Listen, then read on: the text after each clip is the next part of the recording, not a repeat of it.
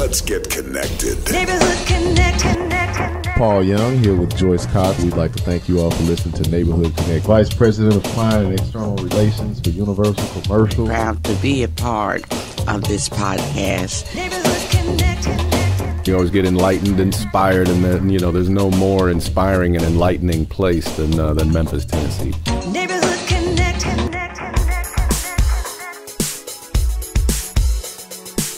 Hello, we're back with Neighborhood Connect. I am Paul Young, your host, and today we have a special guest host with me, Miss Kimberly Mitchell, who's the administrator of our Homeless and Special Needs Department.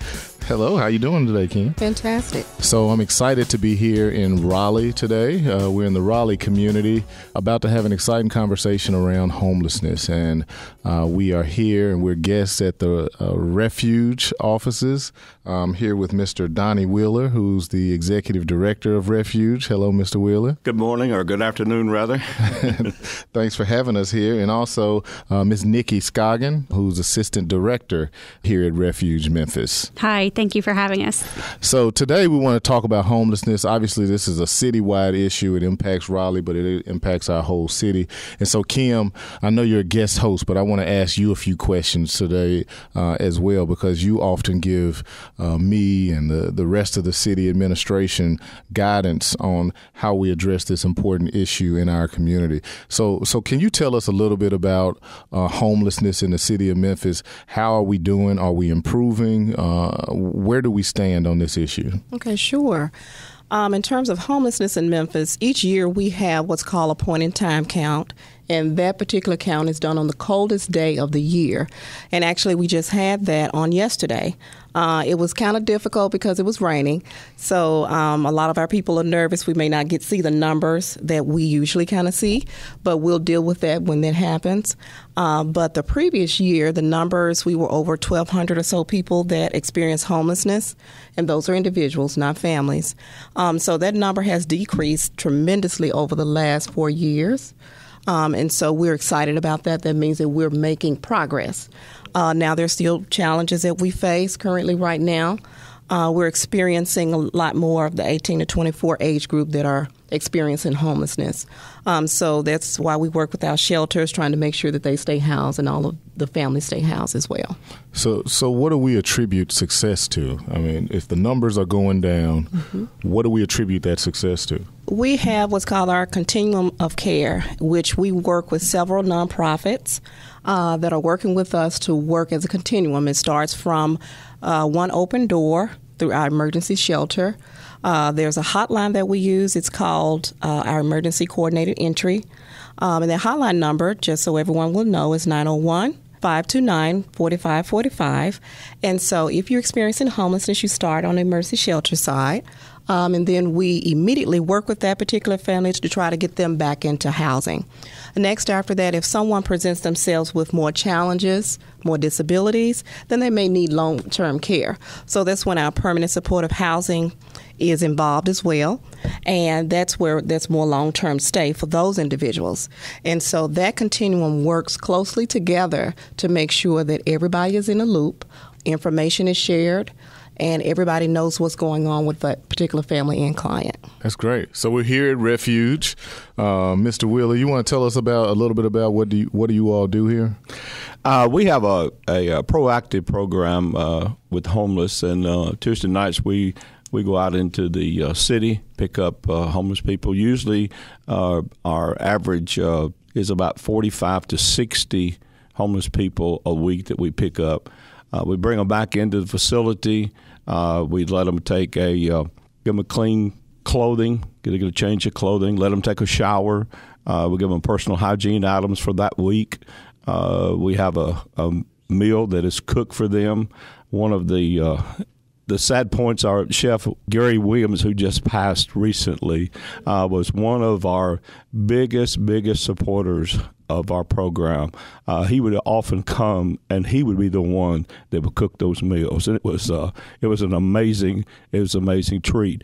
And in that program, after we started out the first night, we picked up 2 people, I think.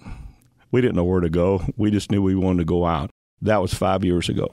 And then those numbers have continued one of the things that I think our program has addressed is we saw the same basic people coming back week after week after week. And while we were wanting to meet the need of that person, we also wanted to do something to change the life of that person.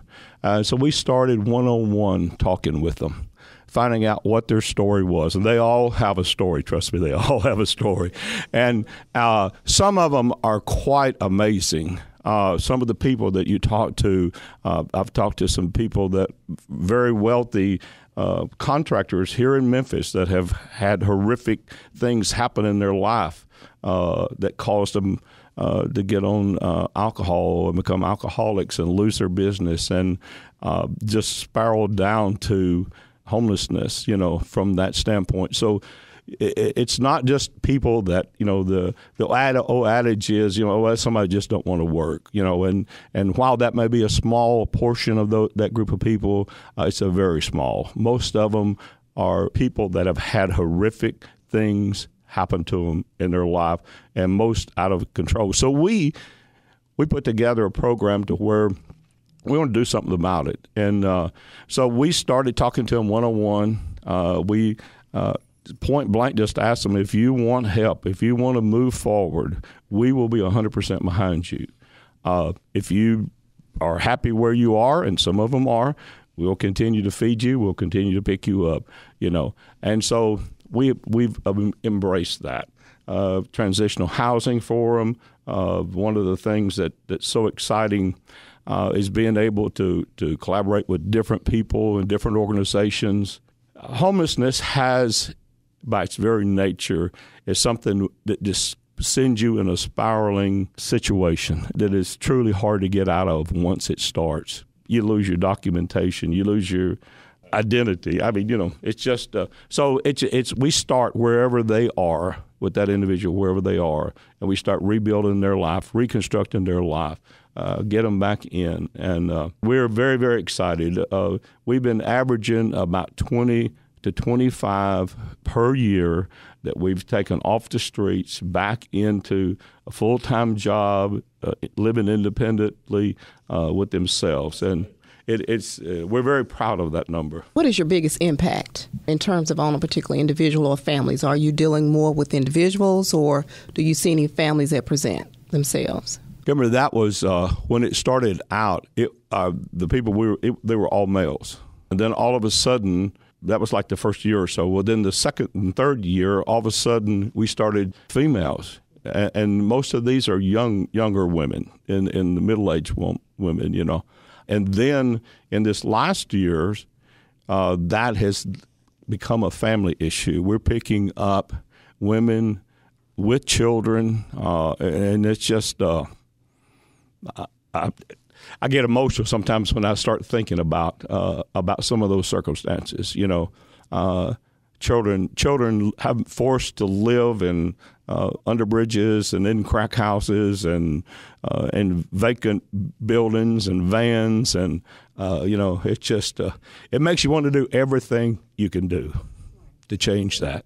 Sounds like you guys have a lot of different programs. As I was coming in, I met a young man I saw with boxing belts and things like that. So Nikki, why don't you tell me about some of the other things that you're doing to support this community here at Refuge?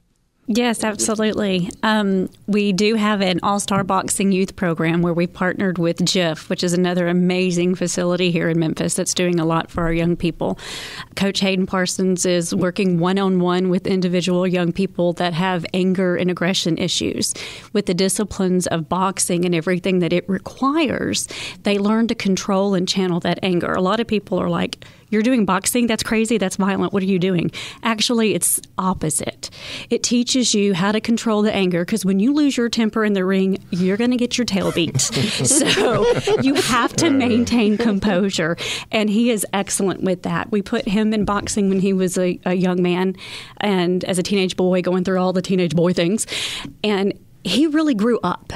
It was amazing to see the attitude and everything. And it was just like, okay, you look like my son, so who are you? But he's so good with kids, and he can meet on that level. We've had history in the past of domestic violence within our family. And so he has a lot of those abandonment and anger issues, so he can identify with a lot of these kids. And he's just real with them. He doesn't play, and he gets on a one-on-one level with them and has lots of big ideas. And now that the city's doing this, youth boxing league, he had a fighter at the boxing at the Pipkin, and he had a blast. And it was great. We really enjoyed it. Hayden, why don't you tell me about your experiences with boxing? What kind of benefit do you get from working with these young men in this space? I'd have to say the greatest benefit is that normally the kids I deal with through the juvenile court system, they're in there for a reason. It's not that as a kid I could have been in that because I had every opportunity to, but I chose not to. Through boxing, like she said, it gets out a lot of anger, and the time that they put in the gym is time they don't put into their veins or their nose. So the greatest benefit is just seeing them too tired to go out and do whatever. Because I've been there before. I grew up in that, and it's not a situation anybody should grow up in. Through my own experiences in boxing, it's like she said, if you can't control your emotions, you're going to get your butt whooped, for lack of better terms. So how has boxing, I guess, benefited you as a person, as a young adult? Tremendously. I don't know if you can call me a troubled youth, because I never got caught doing anything. I was more scared of her than the police, so that's just how moms are. But it's made me a better person. It's made me respect time, because everything's timed through boxing. It's a touchy subject, but everybody wants equality, and boxing is the most equal sport that there is. You're fighting somebody your weight. It doesn't matter what your color is, what your background is. For 9 minutes, you are stuck with somebody on equal level as you. You're supposed to fight somebody with the same experience as you are, but through my own experiences, boxing's taught me to fight through adversity, because the first fight I ever had was in the Golden Gloves, and that's like up there right under the Olympics. So I was getting thrown into the sharks quick, and she was there for about 5 minutes before she went out in the parking lot and cried. She couldn't take it. But the guy was bigger than me. I was outmatched. So, but I needed to be humble too. So I think that's something else that it does for kids. It humbles them quick. It also taught me not to give up, because I was one fight and I was done. And I was over it. And 2.5 years later, I ended up having 115 fights and won 104 of them. Wow. So, well, thank you for sharing that story. I think that's amazing for other young people to hear. Thank you. Yes, sir. That's awesome. And I think it's important that you look at the totality of families and the issues that individuals are dealing with in this community as you talk about homelessness, because I think it's such a wider ranging issue. Kim, I want to ask you another question, because this is something that I often hear when I go out into the community. People will say things like, the city is saying that homelessness is going down, but every time I drive down on this corner, there's always somebody out there standing with a sign, and so it looks like homelessness is up to me. What is your response when you hear that? I get that particular question all the time, especially when I'm not at work and I see people and they realize what I do. That question comes up, and what I would share is that what a lot of times that you don't realize is that it's strictly volunteer. So if you go by and you try to communicate and develop a rapport with a homeless individual, if they don't want to go with you, you can't make them go. So the only time you can make them move off the street is if they're causing harm to themselves or someone else. So that's what ends up happening. And so we have people that actually do street outreach and talk to these individuals to try to develop a rapport. So what you usually do, you'll go out and introduce yourself. If it's cold, you may give them a blanket or a jacket or a coat or something. If it's hot, you may give them some water, some food, and you develop a rapport from there. The whole objective is to get them to trust you, because the whole objective is to get them into housing. And so that's what our street outreach workers do on a daily basis. That's awesome. Mm-hmm. And so I'm sure that plays into the work that you do. Exactly. When you said that the trust factor, it's amazing. When we first started, they wouldn't get in the van. And so what we did is we got a local person that had been doing a lot of street work directly with them that they knew him. So we got him to start driving the van. And then all of a sudden we could fill the vans up, and then the second van. And it's like trust with those people is extremely, you have to earn it. I'll just be honest, you have to earn it. And they have to be convinced that you're not wanting to do anything other than help them. You know, and once they do that, one of the, and I've told it many, many times, they are probably the most appreciative people that we help. The most appreciative. It's truly, truly amazing. And most of the perception is totally opposite whenever you get one-on-one with homeless people. You're listening to Neighborhood Connect. We're here in Raleigh at the Refuge Center, so we're excited to be here. Kim, I want to ask you a question. This is another one that often comes up. Mental health. How does mental health factor into this homelessness equation? Absolutely. With individuals in particular that are presenting themselves on the street, most of them, or quite a few of them, have alcohol and drug issues along with mental health challenges. And so, as some people would say, nobody wants to be homeless. And that is true. But there are some individuals, because of their mental state, they desire to be out on the street. And so that's when we work with our agencies, our partners, our nonprofits, that will actually go out and see if they can get them to volunteer to come in to get those services. And in terms of other supportive services that we have, we offer it to all of our individuals as well as our families. But again, it's strictly volunteer. Even though you may see someone who's in a dire need of getting some assistance, you can't make them go into treatment. And so that's part of our challenge, and it goes back to trust and developing that relationship with those individuals or that family. And so also, I just wanted to make sure that I include in there that you all know, for families again, if anyone out there is experiencing homelessness, that's a family, please call our homeless hotline, which is 901-529-4545. And the intent is to try to make sure that we get you into a shelter as quickly as we possibly can if you need it. So as we begin to wrap up this episode, I want to ask everyone here at the table, so what are some of the biggest needs that we're seeing, and where are there gaps in services? From a city perspective, we want to be able to figure out what we can do to help support the agencies that are helping fill this need. And so I'd love to hear from you all, as well as you, Kim.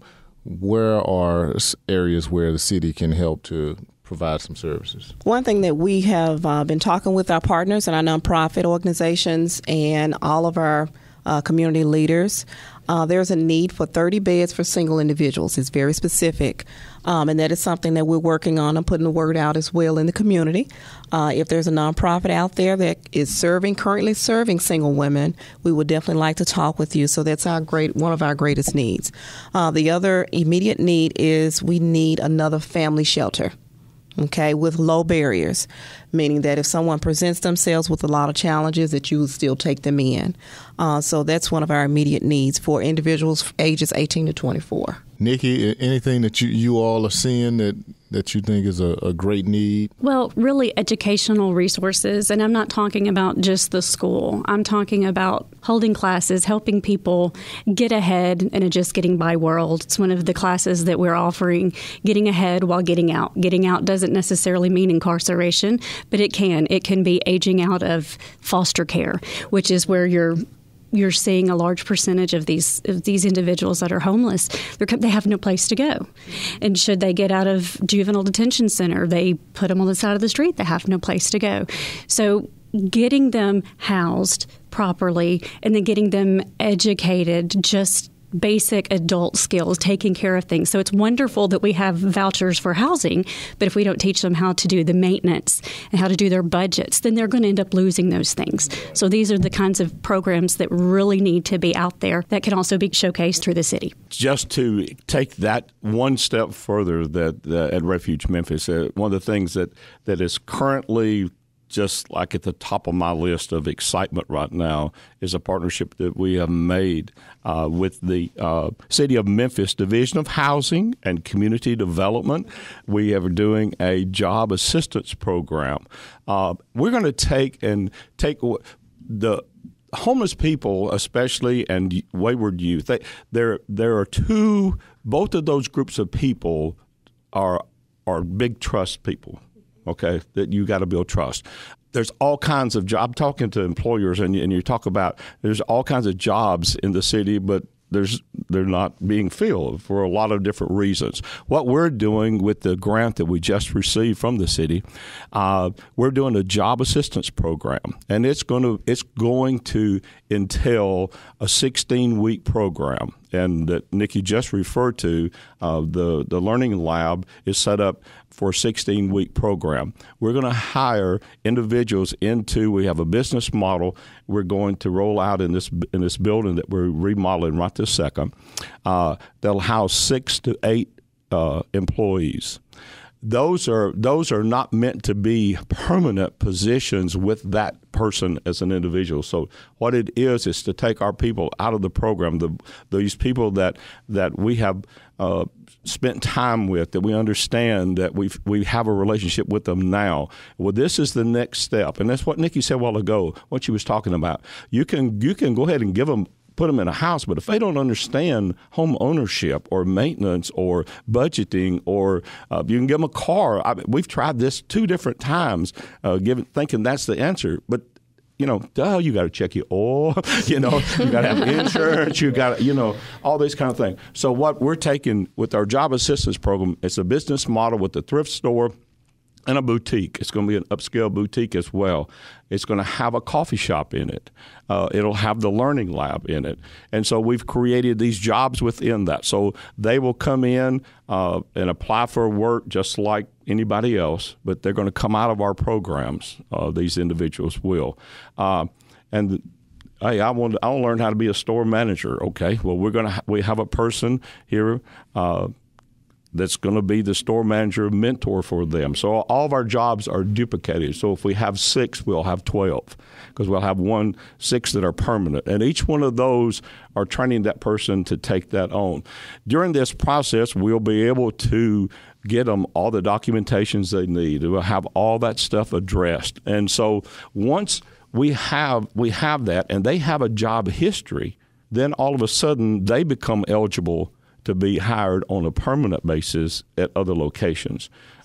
So we're really excited about that. We think that's another step into further eliminating the homeless population here in Shelby County and addressing our youth as well. In addition to that, we're actually talking to some very large corporation right now to give very specific job training skills to their particular company. And I'm told that starting wage there is about $17 an hour. So we're going to train people within this program for that very specific skill set that they need. And we're encouraging other companies that have like things of that manner to contact us, because we want to put people to work. There's people that want to work, but you got to make a living wage. I mean, you know what I mean? Definitely need that. So I love that you guys are looking at wraparound services and how you can really enhance the lives of the clients that you serve. If there's anyone that wants to get in touch with you all, how do you access services if they need help or support, have family members that need help and support? Kim, I'm going to ask you to repeat that number one more time. But if Refuge in particular, how would someone get in touch with you all? If they have internet service, they go to the library or whatever, that's one of the ways. Refuge-Memphis.org.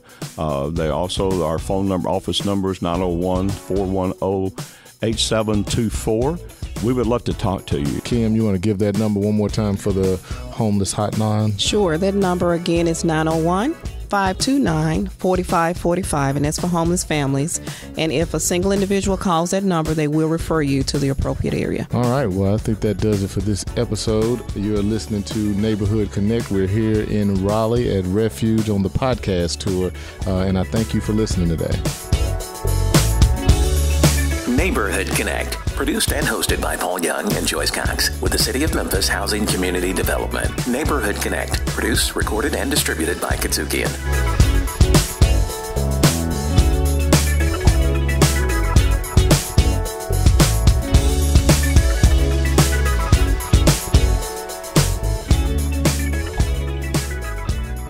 Let's get connected. Neighborhood Connect. A renowned author, Mr. Preston Lauterbach. Welcome. Thank you. I never get tired of the word renowned attached to my name. That works. You are certainly renowned Neighborhood Connect. on some of the things that have happened in this community, and so we're glad to have you on the show today. Well, it's a healthy addiction, I think. Neighborhood Connect. Neighborhood Connect. Here at Kudzukian. Best in Blue. We go into the schools and we educate the kids on the different things that the police department can do. Those 10 officers have about 5 to 10 schools each. Make sure that the students have everything they need. On the Kudzukian Network.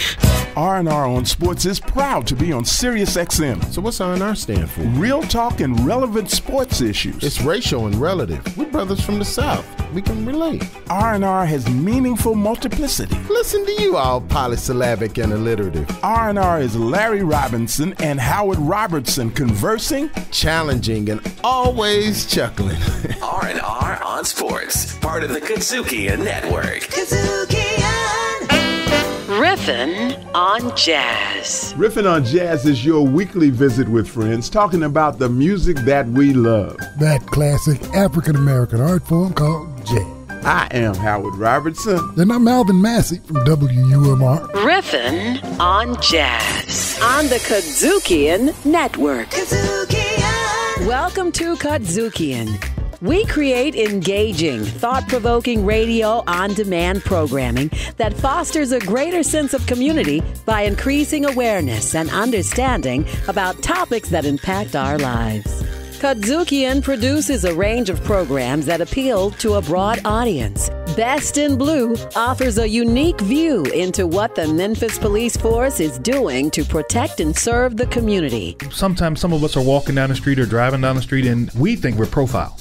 But can you tell us give us a little insight onto how that actually comes across to you all as officers in cars and so forth? And I'm just going to give you an example. It may say, 8636, please be on the lookout for a robbery suspect. He's male black, wearing white t-shirt and blue jeans. Believe it or not, everybody you see from that point has a white t-shirt and blue jeans at that time. Exactly. So we have to stop them because we're looking for a robbery suspect. Funky Politics presents perspectives on issues surrounding politics and societal values in the U.S. in a cool and somewhat irreverent way. Every major city in America right now is experiencing an uptick in murders and in crime overall. It's not because of just kids that are in school or not in school, it's the community's issue.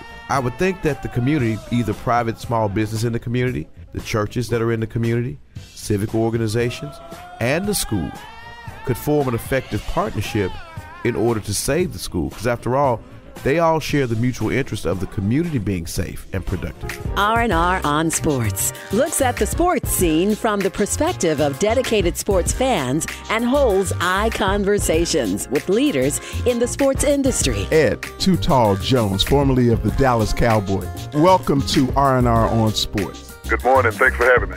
I grew up in Jackson, Tennessee on a farm. I decided I was going to University of Arizona, who had a great baseball program. What position in baseball did you play? I played first base. Okay. I only weighed 211 pounds at the time. Okay. And I was 6'7" and had a rifle arm. Yeah, so not only were you too tall, but you was too skinny, too. There you go. There you go. Riffin' on Jazz explores the multifaceted aspects of jazz and its influence on music.